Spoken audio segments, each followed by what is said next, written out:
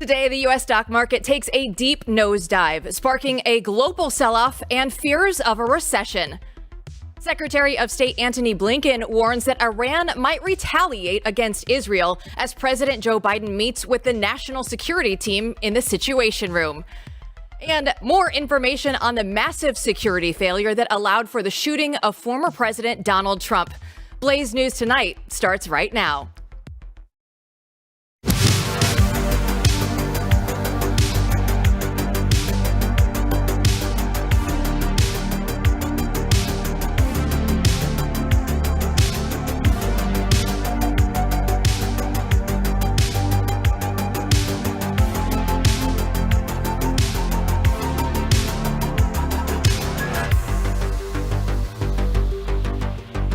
Welcome to the chaos. I'm Jill Savage. Today is Monday, August 5th. This morning, the Dow Jones Industrial Index fell over 1,100 points and the Nasdaq fell 5%, triggering a global sell-off and fears of a recession. CNN reported on it as it happened live this morning. We are looking at what's taking place down in Wall Street. The Dow Jones is down about 1,010 points. It's about 2.5%. We've been watching this all morning. The plummet is fueling fears of recession amid a global market meltdown. Tech stocks are driving this nosedive, I should say, as investors are selling off all of those equities, as well as crypto and oil stocks, also contributing to the drop. Friday's disappointing jobs report and an unchanged Fed interest rate. So here to break it all down for us is Matthew Peterson, editor-in-chief of Blaze Media, and Carol Roth, recovering investment banker and author of You Will Own Nothing. So Carol, this is yet another weekend where we have a massive news story. Now, this one happened to start back in Japan. So how did we get here? Well, I would like to have a weekend where we could actually relax, but no, that doesn't seem to be in the plans of anyone. I would actually dial it back, Jill, and I'm going to go back a few weeks ago, and we have a group of stocks that are called the Magnificent Seven, which are the biggest names in technology, your Microsoft, Amazon, Apple, NVIDIA, and the like. And they have really been carrying the stock market for the last couple of years, gaining incredible amounts of value, at least on paper. And we saw that over the past few weeks, there started to be some cracks. I think that investors realized that their valuations had gotten a little bit frothy, that companies were going to actually have to spend a ton of money in order for their AI dreams to come true. And so we started to see a pullback on that. That got accelerated, if you will, last Wednesday when the Federal Reserve Chairman Jerome Powell said that he wasn't planning to cut rates at this particular meeting, although still leaving on the table September as a cut. Then Friday came along and we got a really ugly jobs report. So that triggered a recessionary indicator, although we have many of those and it doesn't necessarily guarantee anything, and some concerns that maybe the economy wasn't as strong as the Fed had been projecting and that they may be behind the curve when it comes to cutting rates. So already we were seeing trillions of value being lost from the stock market because of this. Then we have the Middle East escalation over the weekend, and then we have Japan. And in Japan, they have sort of the opposite situation happening that we have here. They had their rates at a negative level or zero for about 17 years. And finally, they decided about 4 months ago they're going to try to normalize. Well, this Wednesday, they decided to hike their rates, and that created some issues and some strength with the yen. And in doing so, created sort of an unwinding of various trades that ended up creating a contagion that spilled over into the U.S. market. Now, it was much worse in Japan than it was here. Their first day of the trading week, they had 12.5% almost decline, which is their second worst day in history since 1987. Fortunately, our contagion, even though it was not a pretty day, was not nearly as bad. And the good good news is that this is really a breather in the market. You still have the NASDAQ up about 29% for the year, the S&P, or for the last 52 weeks, the S&P 500 up about 26%. So while it is an ugly day and we do need to take in sort of the totality of what's going on, we can still take some comfort that we were able to only have a few percentage points lost in terms of the contagion, and that it's still done pretty well for people over the last 52 weeks. You mentioned the low interest rates in Japan, and that happens globally. We've seen it all over the world. But, I've been told that we can have low interest rates and money for nothing is going to be okay, Carol. So why is it different right now? I mean, I don't think it's ever different. You cannot disrupt risk in the market and expect that you're not going to have to pay a price. And I think that price comes out in different ways. In the United States, it took a while to get quote unquote inflation, many people said, but I always disagreed with that because we saw massive asset inflation. We just weren't seeing the cost of living inflation until we did the stimulus direct to individuals. And then obviously we saw historic levels of inflation, but we were still kind of creating non-merit-based inequality, the haves and the have-nots. And given the fact that it's been 15 years that we had near zero interest rate policy or zero interest rate policy, it's going to take a while for that to unwind. The same thing with Japan. Central banks cannot just make these decisions and assume that there won't be consequences. There's always consequences to those actions. And even though they don't necessarily happen immediately, or maybe you don't see them in the way you think you might see them, they exist. And when you get people interfering in markets, you're going to get bad outcomes. Carol, we don't want this to get lost in the shuffle. And that is, mysteriously this morning, millions of people weren't able to trade at all. And it's still not clear to me. I mean, are we normalizing this? What is going on here? No, this is absolutely insane. I saw the same reports that many people were trying to get into their brokerage accounts across all different kinds of platforms and were not able to do so. And that's not a good thing. I mean, certainly I understand enough technology to know that when you have a lot of people rushing through the doors of technology at the same time, so to speak, that you are going to create some issues. But at the same time, these are massive companies with massive balance sheets and the ability to raise more capital if needed to support their customers. And, this is not a good thing for the efficiency or the fairness of the markets.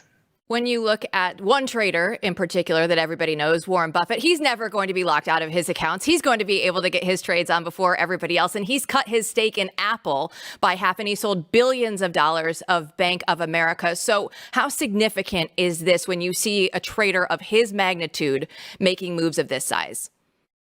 Well, it's interesting because, Warren Buffett also has one other set of investments that he talked about in his shareholder letter, and that was that he was invested in 5 companies in Japan, invested in betting on the Japanese markets. So we cannot say that Warren Buffett had a perfectly timed day today, although certainly his significant lessening of his position in Apple almost by half and in Bank of America by a lesser amount is a pause for us to kind of say, what is that signaling? Some of that could be just that he has taken, had so many profits in those companies on paper that he wanted to realize those gains. In terms of the risk, he may just say the valuations of those companies don't present the same type of upside opportunity that I want. And if I can still lock in a short-term cash return of 4% right now, I'm going to take a breather on that, which I do think sends a signal to the market. There also may be some factoring in of the upcoming elections, and to the extent that Kamala Harris were to win the presidency, concerns over what that might mean for capital gains taxes. I don't think that accounts for the entire shift in the position, but certainly may be one factor to look at, along with kind of all those pieces I laid out. Now, Goldman Sachs has come out and said that the odds of a recession have gone up from 15% to about 25%. We're technically not in one right now, even though Americans might feel like they're in one. So do you think that is on the doorstep right now? It's such an interesting question that requires a little bit of nuance. And you have to roll it back to 2022, when the first half of the year, we were technically in a recession, using the rule of thumb of 2 negative quarters of GDP. Now, of course, the powers that be said, no, that's just kidding. This time, that's not what it means. But we all knew what it meant. And I feel like the administration didn't want to have a prolonged recession, or what's called a double dip recession, where you have a short recovery and then you go back into a recession. And so what did we see them do? We saw them massively amp up their deficit spending. So I contend that the government has sort of covered over, they've papered over, they've window dressed, the real situation in the economy, which probably would be in a recession if we had normal deficits to GDP. They're running deficits that are to GDP about double the historic average. So their government spending is a big piece of that. So I think that if you look at the print from the first print from the last quarter, 2.8% GDP, still looking okay. The consumer's hanging on. The one thing we will want to look at, though, is if the stock market continues to go down and we have some continued breaking in the economy, we get something that's called the wealth effect, where when people see lower 401ks and portfolios, they don't feel like they can spend in the ways that they used to. And that ends up being a self-fulfilling prophecy. They don't go out and spend. You see the slowing growth and it cycles and repeats. The government, by the way, cannot afford that. They cannot afford for the markets to go down and for the economy to go into a recession, because they're going to have fewer receipts and revenue that they're taking in. And that just means giant deficits as a percentage of GDP, even bigger than what we're seeing already. So these are all the different pieces of the things to watch, whether, we've really triggered and we're stepping into a recession off of a 2.8% growth quarter last quarter, which will be adjusted some, but probably not, all the way down to nothing. I think it's still in that period of, you can count on at least what I would consider stagflation, which is where you have, growth that just slugs along, very low growth, but still some sticky inflation. And that's a really tough place, as it has been for middle class Americans. Yeah, tax receipts are the name of the game. But Carol, don't go anywhere, because when we get back, we're going to take a look at this with the political cycle, because Donald Trump offers Americans a choice between Trump cash or a Kamala crash. Coming up next.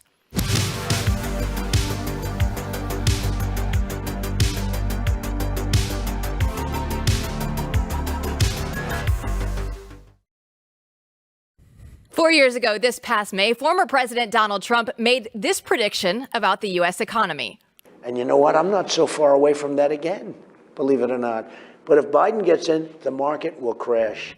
Turns out he was right. And since then, he has dubbed this the Kamala crash in his post on Truth Social. So, Carol, what is the GOP going to be focusing on? Shouldn't it be this with the economy right now? Yeah, so I'll take a little bit of issue with that, Jill. If you look at what the stock market has done overall, it actually has done quite well, but that has been juiced by inflation and 15 years of zero interest rate policy. Yes, we're seeing it come down now, but overall, it's done pretty well. And I would always kind of separate that right now, because of the disruption to the stock market, it isn't the economy. But I think the economy itself, which has been an absolute disaster under Joe Biden, is exactly what Trump should be focused on. First of all, we know that Joe Biden hasn't been running the country for the last however many years, and whoever is the puppet master has just now changed the puppet out front. So we're going to get 4 more years of the same destructive policies.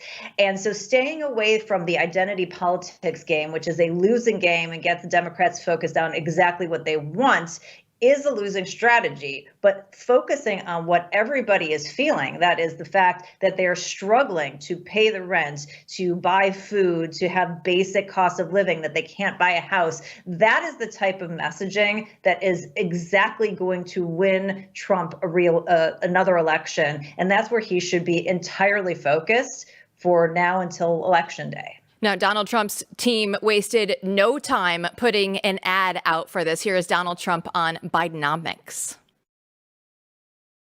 Here we go. Look at them go down. What some would call history in the making. Scary. Don't say that. We have never been down 1,000 points ever, not even intraday on the NASDAQ. Bidenomics is working. It's working. The stock market just taking a big old nosedive this morning. Dow Jones is down about 1,010 points. That is called Bidenomics. The Dow fell more than 600 points Friday on a weaker than expected jobs report. 5%. Meta, 6%. Amazon, 6%. Apple, 9% down. Bidenomics is working. Fears of a recession began after Friday's disappointing July jobs report. Bidenomics is working. A rise like that is historically a sign that a recession is imminent. This is Bidenomics. What you're seeing right now in the stock market is what Americans have been feeling for the last 3 years. It's just a manifestation of it right now. All that is called Bidenomics. It looked pretty effective to me, Carol. What do you think?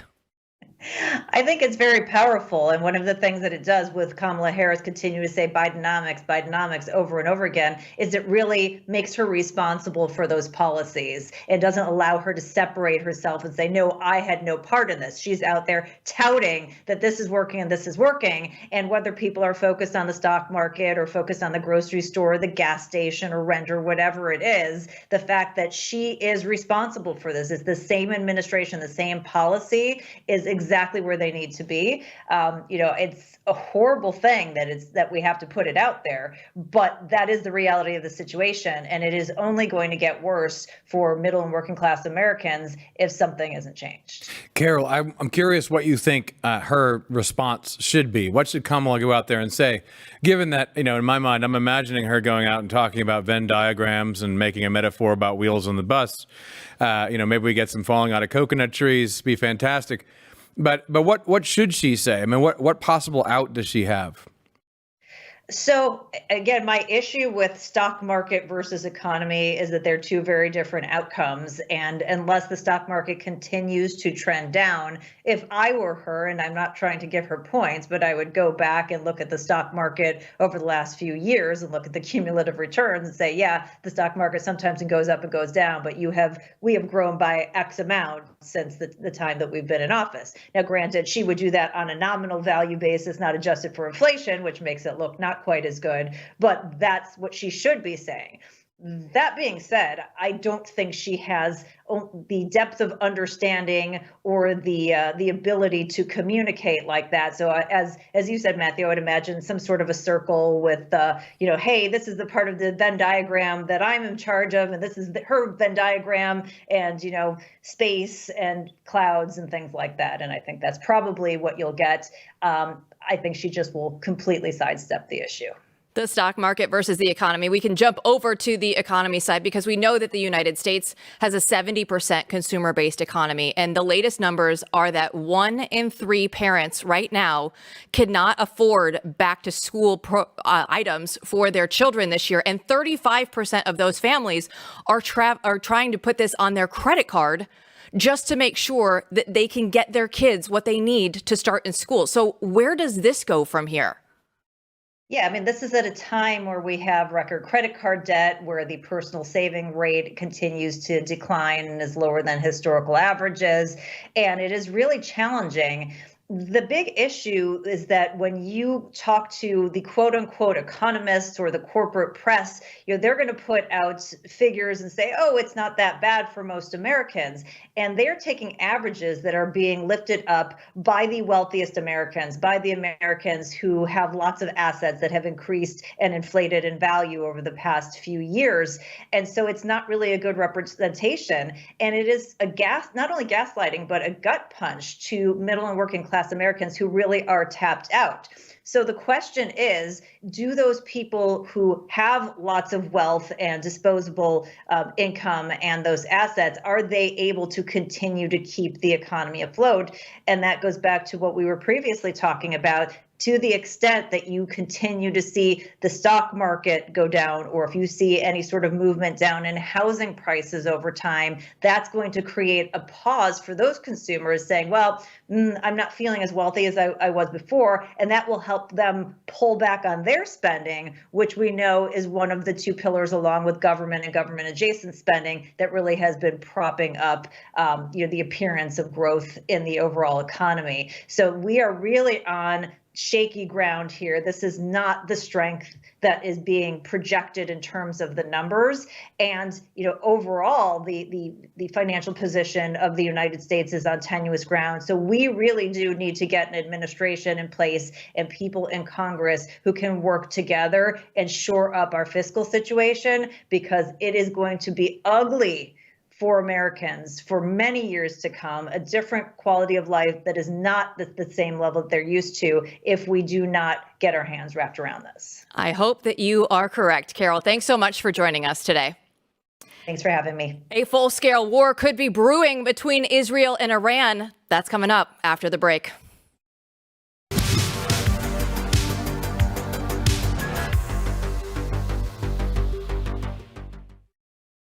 Tensions in the Middle East continue to escalate. Secretary of State Antony Blinken predicted that Iran and Hezbollah could attack Israel as soon as today in retaliation after Israel reportedly killed the top leader of Hamas in Tehran. So here to break it down for us is Chad Robichaud, former Force Recon Marine, Department of Defense contractor and author. So Chad, thanks for joining us.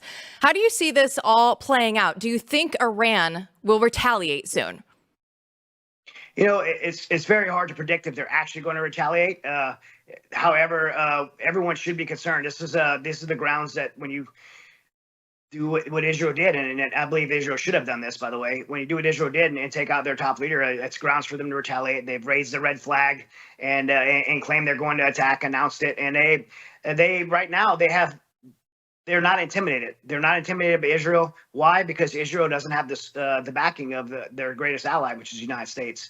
Our White House is sending $43 to $87 million a week to places like the Taliban, where that money's being used to plot attacks against the United States, to support terrorism, to fund Al Qaeda training, and just like the money they've sent to Iran is being used to fund Hamas. And so why would they be intimidated if all they have to face is Israel? They don't have the threat of the United States. Chad, we've seen fighting in the Middle East our entire lives, back and forth, here and there, sometimes big, sometimes small. What's the dangerous part of this situation right here? I mean, we know tit for tat going back and forth, but what do you see as kind of the worst case scenario? Well, the escalation to a nuclear threat. I mean, I don't think we actually know what Iran's full capabilities are, but if they attacked Israel ballistically, or if there's a real threat of a nuclear attack, I mean, this could start off, we say potentially a world war, which I'm personally one of the believers that we are in a world war by proxy currently, but this could create a real conflict where it's going to escalate, multiple countries being involved. And Iran knows this, but again, I don't think they're intimidated at this point, and so it would not be shocking if they actually do retaliate at an extreme level.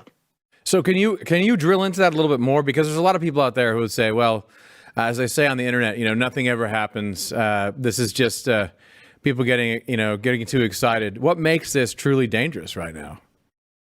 Well, and you're right. Usually, there's a lot of fluff from Iran.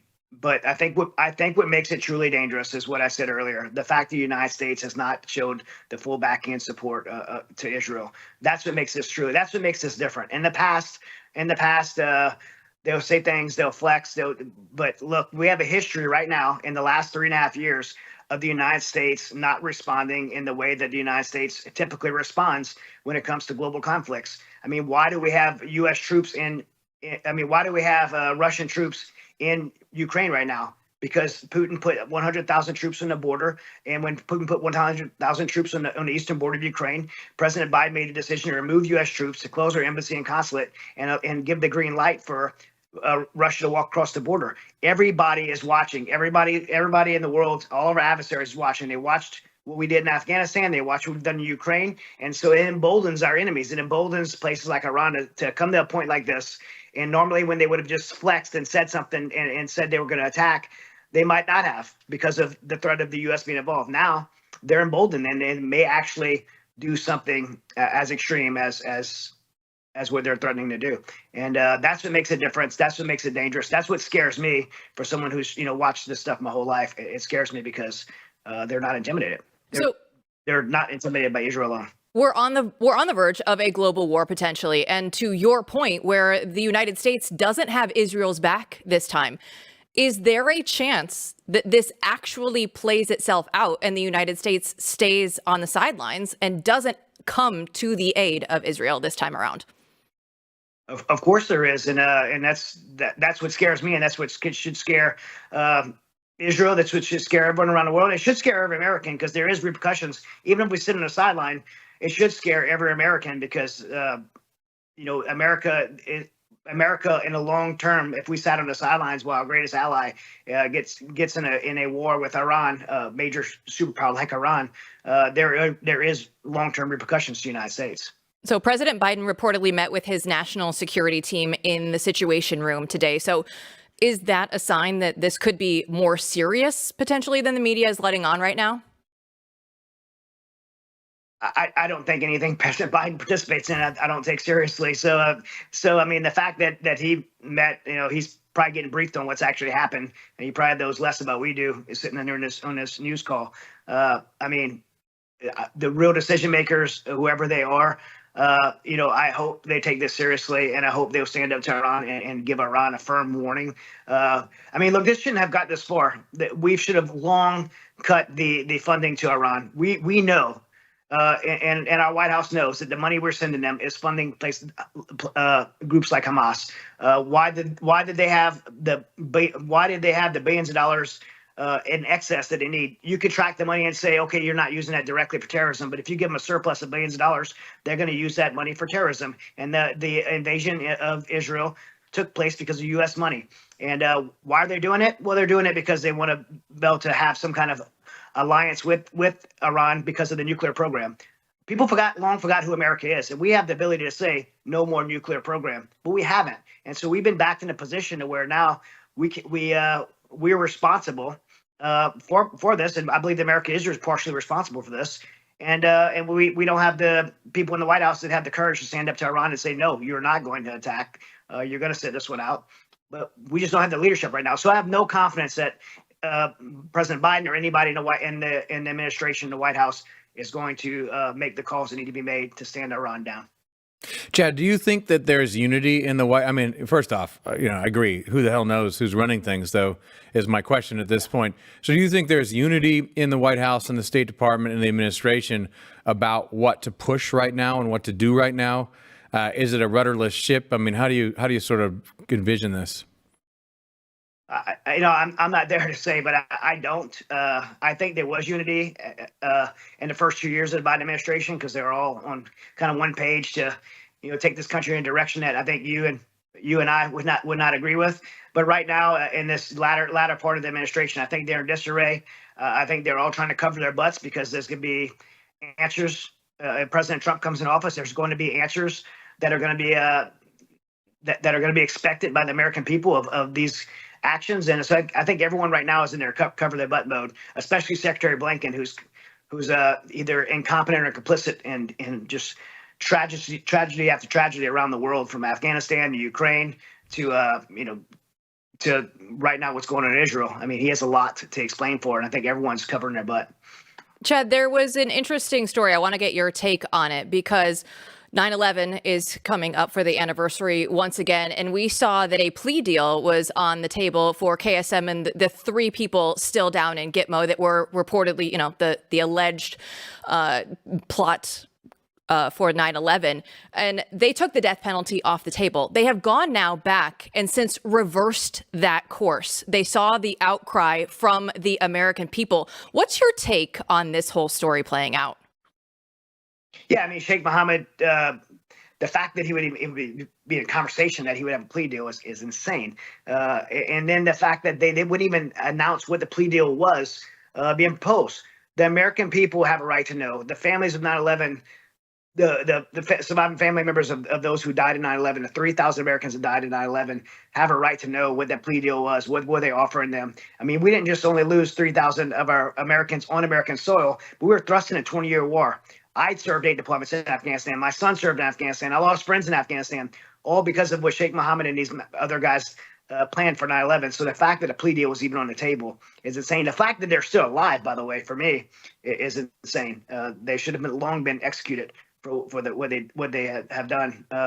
But I think this is one of those, actually, I believe, victory stories where the American people stood up. Their outrage actually was heard. And thank goodness it's election year, and they withdrew this plea deal. I was on the news just recently, like I think 2 days ago, and President Biden was hiding behind the White House press secretary saying he wasn't for this. And if he's not for it, then he's the president of the United States. Don't hide behind your secretary. Stand up as the president of the United States and end it. Shut it down. Withdraw the plea deal. In that same day, I'm not taking credit for it, but it'd be nice. But that same day, Secretary Austin reversed course.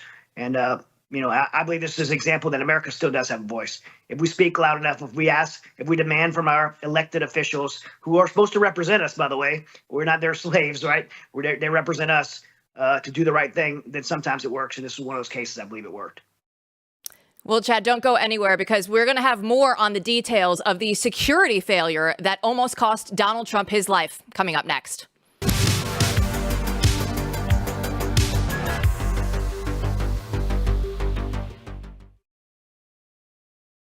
We have more on the information from the massive security failure at the rally where former President Donald Trump was shot. During a press briefing last week, acting Secret Service Director Ronald Rowe said that the Secret Service had no agents stationed in a local police command center where radio dispatchers warned of a man with a gun who was on the roof 130 yards from where President Trump was speaking.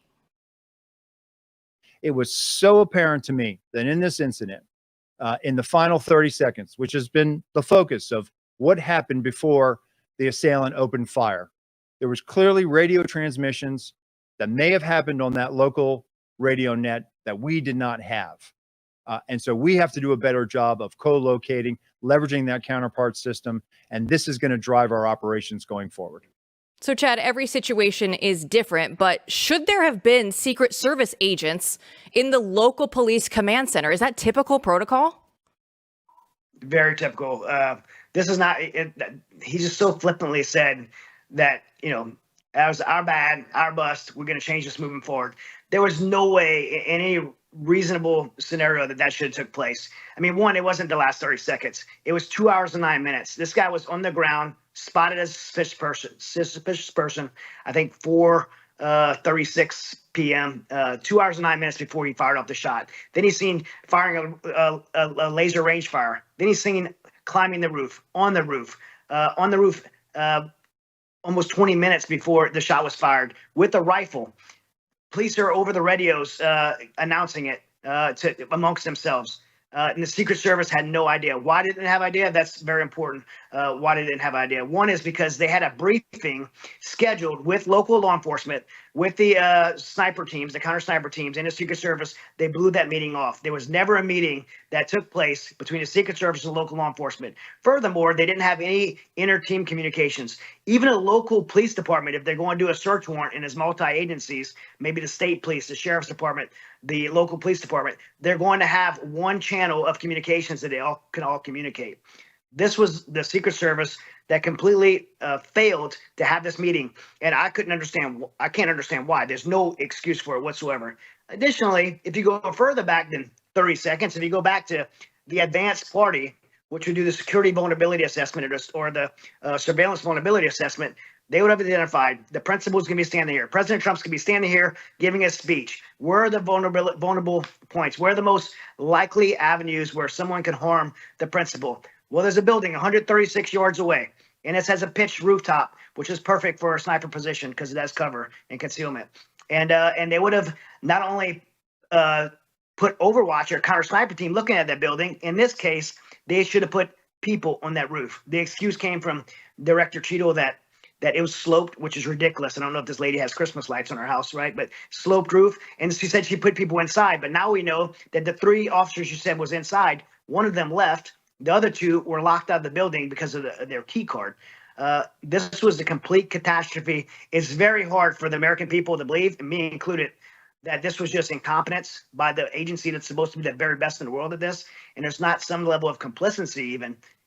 I mean, I won't speculate to what level, but an individual, an agency, I mean, people's mind wanders and stuff like this when you get someone controversial as a president of the United States on both sides, but particularly President Trump. And you know, they have some answers beyond just giving the excuse that our bad, we're going to do it better next time. No, that's not good enough. Chad, to get to the truth of this, I'm curious, given, I mean, we know all this information coming out and it's all pretty much horrendous. What part of this disturbs you the most, or where would your top 2 or 3 questions be to sort of unravel the case? I think the main thing is the advance party, that they would have identified that rooftop. Why was no, I mean, any competent advance party. I was a senior program manager for the State Department for the surveillance detection team, and we did the same exact thing for ambassadors and RSOs. Anybody has any bit of competence would have said this rooftop is the most dangerous position. And in that case, when there's only 1 or 2 points like that, you're going to have manpower on there. So why? Who made the decision? And this was asked by Senate. Who made the decision not to have people in that rooftop? Whoever made that decision needs to be talked to. And they should lose their job, first of all, but they need to be talked to, because that would have been against what the protocol would have been for handling this advance. So that's a very important thing. Secondly, who canceled the meeting to have inter-team communications with the local law enforcement? And then third, who denied President Trump's request for more security detail and gave him not the A team or the B team, they gave him the Z team. And you know, it's tough for me as someone who loves our law enforcement to point my finger at someone in hindsight and say they did a bad job, but they did a horrible job. The Secret Service did not do a good job. President Trump thanked them. He said they did a great job, and he should say that, but I'll say it for him. They did a terrible job. The fact that when he was on that stage, and the picture you have up there right now, him holding his hand and pumping his fist, I love that. It made chills come down my spine. It made me want to get in the fight too. But President Trump should have never got that photo opportunity, because when they took that shot, they should have moved him off that stage so fast that not only did he not have his shoes on his feet, his socks would have came off too. He's wanting to go back for his shoes. He's wanting to get this photo op. You get him off the X, you move him, and he should have been moved off that stage immediately. He was not in charge anymore. He's not the president at that point. He's a principal. Get him off that stage. And any good detail for the Secret Service, the CAT team, would have knew to get him off that X and get him off the stage. And so there's so many questions. If you asked the top 3 for me, it'd be the people that made those decisions to put those things in place. Which ultimately, look, people say assassination attempt. Crook shot the president of the United States. He was shot, and another American was killed. And you know, they're gonna we have to have answers for this. And I don't think the Secret Service should get off saying. The Secret Service, the FBI, we know we're not going to get answers from them. I do know that Congress is putting together a task force, but it's interesting to me, Chad, that Representative Corey Mills and Representative Eli Crane are not on that task force, and yet both of them have traveled independently to Butler, Pennsylvania themselves. Yeah, when people went on news hits and people went to back to D.C., Corey Mills and Eli Crane, both sitting U.S. congressmen, got on a plane. They flew to Butler, Pennsylvania, and they started looking at what went wrong. And they identified some major concerns. And these 2 guys, so you know, like Eli Crane is a 14-year Navy SEAL combat veteran. Congressman Corey Mills is a former State Department employee who was on a counter sniper team and has done over 1,000 advances like this in real life. They are the most qualified people in Congress to be part of this investigation. So why were they let off? That's a question that should be asked, and it should be. And if it points back to Mike Johnson, so be it. Whoever it comes back to should have to answer, why were these 2 people left off? They are the most qualified people, to the point to where I support them, and they're doing an independent investigation. And I will personally out of my own pocket, give money to their independent investigation, because I have more confidence in that than I do from a investigation from our house. Chad, that makes a lot of sense to me. I look forward to seeing news about that. If they get this off the ground, it'd be interesting to see what they uncover. It's important, though, because most of the media, you can already see, I suspect, is leaving this story. I mean, you don't hear much about it. Do you have any thoughts about that, the media's role in this and its role afterwards? Well, and no offense to you guys, I love the Blaze and love Glenn.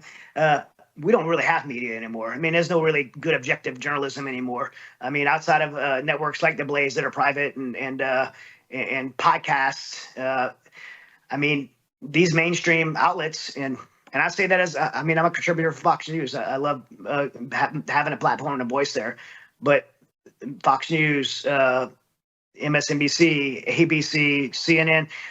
A lot of the hosts on there are not saying the truth. They're not doing real journalism anymore, and they don't want to talk about the truth. They go along with whatever talking points they're given in their brief sheet for the day, and that's dangerous. Not just for these outlets. It's dangerous for America. It's dangerous for our world. Our society needs people that hold people accountable and speak the truth. And look, this is the first attempted assassination in the United States for a president in 40 years. In 40 years, this should be. I mean, it should be like every bit of every turn in the investigation should be on the news. It's like if you have I forget the lady. I remember when that lady killed her baby, and I mean, everybody's glued to the television because it was on television, and everyone's watching the trial and wanted to know what was going to happen. And or Scott Peterson when that happened, right?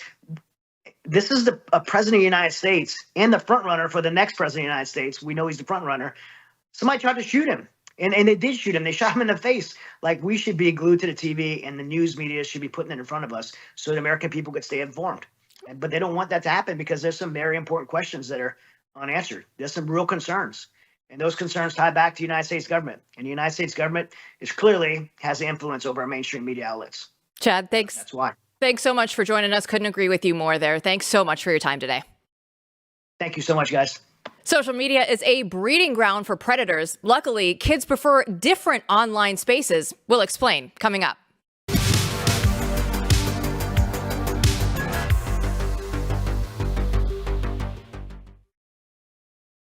A recent study found that children ages 2 to 12 years old, known as Generation Alpha, are spending less time on social media platforms and more time on YouTube and subscription-based video on demand. However, Gen Alpha is consuming more content overall. So here to discuss is Peter Giedel, managing editor for Blaze Media's Return. Peter, so what are we going to make of this study? Is it good news? Is it bad news? Somewhere in the middle? What are we looking at with this study? I think it is kind of in the middle. There's some positive trends we're seeing where kids are intuitively understanding that social media is bad for them, putting out all this information. I think there's also kind of a lameness factor of a lot of these are like, oh, my mom is on this. Like, I don't want to be on this. So they're turning to things like Twitch and YouTube. They're really enjoying video content that way. Unfortunately, they seem to be spending way more time in front of screens than perhaps other generations, so that's probably not a good thing. But I think the trend moving away from social media makes a lot of sense of what we've seen for years. Yeah, I'm interested in this because it seems like the ultimate conclusion is not good.